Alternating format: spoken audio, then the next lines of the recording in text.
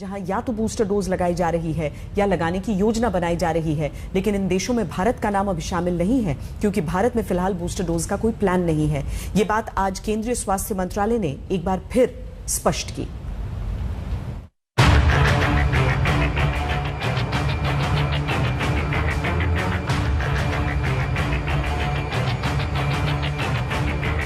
दोनों डोज लगवाने के बाद भी ओमिक्रॉन के डर से अगर आप बूस्टर डोज लेने की तैयारी कर रहे हैं तो सब्र कीजिए, जल्दबाजी की कोई जरूरत नहीं। बूस्टर डोज पर यही सरकार की नीति है। हमेशा इस सवाल के ऊपर सरकार की नजर रही है। साइंटिफिक इवैल्यूएशन, डेटा एनालिसिस, ये सब कंटिन्यूसली दिया जाता है और इसके बारे में जो फैसला साइंस ड्रिवन होगा वो टाइमली फैसला लिया जाएगा। बूस्टर डोज को लेकर भारत सरकार की नीति अभी भी वेट एंड वॉच वाली है।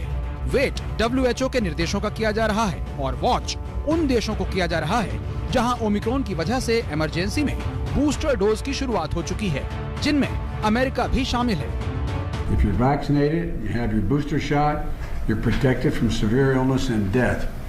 Period. Number 2, booster shots work. 3, boosters are free, safe and convenient. About 60 million people have been boosted. So go get your shot today. वैसे तो दुनिया के 30 से ज्यादा देशों में बूस्टर डोज लगाई जा रही है, लेकिन सवाल ये है कि क्या वाकई बूस्टर डोज ओमिक्रॉन पर कारगर है और क्या बूस्टर डोज लगवाना जरूरी है।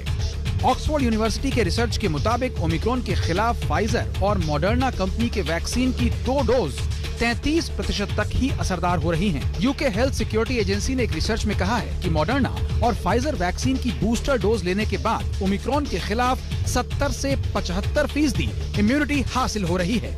इजराइल में बूस्टर डोज को लेकर हुआ रिसर्च बताता है कि वैक्सीन का बूस्टर डोज कोरोना ओमिक्रॉन के गंभीर लक्षणों को रोकने में 93% तक कारगर है। इन नतीजों के आधार पर ही दुनिया के कई देशों में बूस्टर डोज पर बहुत जोर दिया जा रहा है। हालांकि भारत में बूस्टर डोज पर कोई फैसला नहीं हुआ है, लेकिन इसकी मांग जरूर की जा रही है। सीरम इंस्टीट्यूट ने कोविशील्ड की बूस्टर डोज को मंजूरी देने की मांग की थी, जिसे फिलहाल नामंजूर कर दिया गया है। देश के शीर्ष जीनोम वैज्ञानिकों के पैनल इंसाकॉग ने 29 नवंबर को देश के 40 साल से ज्यादा उम्र के लोगों और हाई रिस्क कैटेगरी के लोगों को बूस्टर डोज देने की मांग रखी थी। वैज्ञानिक और हेल्थ एक्सपर्ट्स भी ओमिक्रॉन के खिलाफ बूस्टर डोज की जरूरत महसूस करते हैं।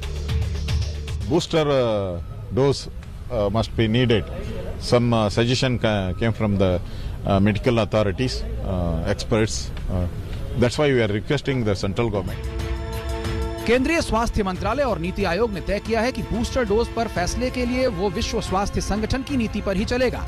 सरकार पहले भी साफ कर चुकी है और आज एक बार फिर क्लियर कर दिया कि उसकी प्राथमिकता सबसे पहले पूरी वयस्क आबादी को 2 डोज देने का टारगेट पूरा करने पर है। What we are doing concurrently is engaging our scientific community to look at these issues on an ongoing basis. Have faith. Have faith that when there is no resource constraint, epidemiology and scientific discourse and scientific underpinnings will decide this. But today the fact remains that all these approaches come after we have provided vaccination primary coverage to the maximum possible population. That remains the first and the foremost goal. And the focus, a very sharp focus on that, must be maintained, and that task we must accomplish in the shortest period of time, in the quickest manner. तो फिलहाल भारत में ना तो booster dose लगने की शुरुआत होने वाली है और ना ही बच्चों को वैक्सीन देने की कोई जल्दबाजी है। यानी भारत की वैक्सीन नीति पर अभी तक ओमिक्रॉन वेरिएंट बेअसर साबित हुआ है। हालांकि ओमिक्रॉन से खतरा डेल्टा के मुकाबले ज्यादा है, ये बात केंद्रीय स्वास्थ्य मंत्रालय भी मानता है, क्योंकि WHO ने कहा है।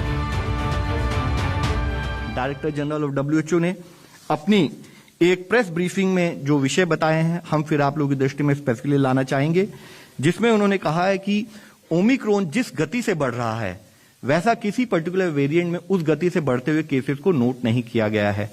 उन्होंने यह कंसर्न भी जाहिर किया था कि लोग ओमिक्रॉन को माइल्ड समझकर उसको डिसमिस ना करें और जरूरी है कि जैसे कि पिछले 2 सालों से देश और दुनिया कोविड की लड़ाई में सतत प्रयास करते हुए मैनेज कर रहा है, उसी गति से ओमिक्रॉन या इससे रिलेटेड जो चैलेंजेस है उसको भी उसी संभावना और उसी गति से हमें मैनेज करने की आवश्यकता है। जरूरी है कि ये समझें कि अगर बहुत अधिक संख्या में केसेस आने शुरू हो जाएं, इन्फेक्शन का स्प्रेड सडनली एकदम सर्ज के रूप में हमारे सामने आएगा, तो वह हेल्थ सिस्टम को स्ट्रेन कर सकता है और टू दैट एक्सटेंट एक हेल्थ सिस्टम के लिए एक बहुत बड़ा चैलेंज हमारे सामने फिर भी आ सकता है।